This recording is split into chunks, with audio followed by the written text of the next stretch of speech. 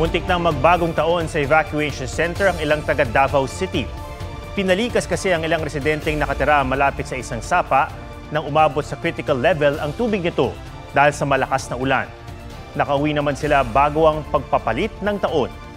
Inabot naman ng baha ang isang rider sa Davao City rin. Tumirik tuloy ang kanyang motorsiklo at kinailangang itulak.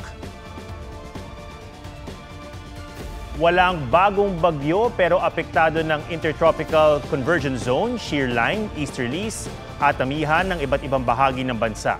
Batay sa datos ng Metro Weather, may tsansang maging maulan hanggang mamayang salubong ng bagong taon. Kabilang dyan ang Metro Manila dahil sa localized thunderstorms.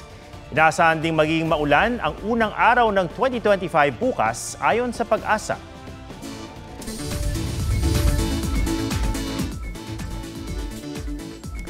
G ka ba sa adventures this 2025? Pwedeng isama sa bucket list ang hiking sa challenging na Mount Kabunyan. Alamin sa report na ito. Sa bundok na itinuturing na sagrado,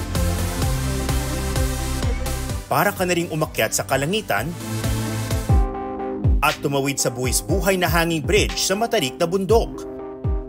Sa mga may travel goals sa 2025, pwedeng umakyat sa Mount Kabunyan sa Bakun, Benguet. Bukod sa haba ng hike na 4 hanggang 5 oras, matarik ang ilang bahagi.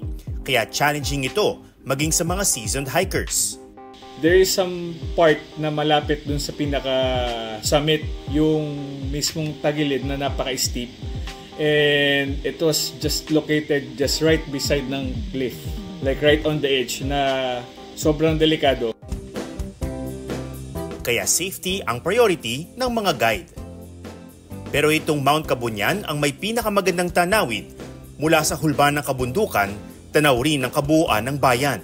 As long as meron kang eagerness na ma-reach yung top, then yeah, you should try. No matter how hard the hike is, as long as ma-enjoy mo yung moment, it's really worth it.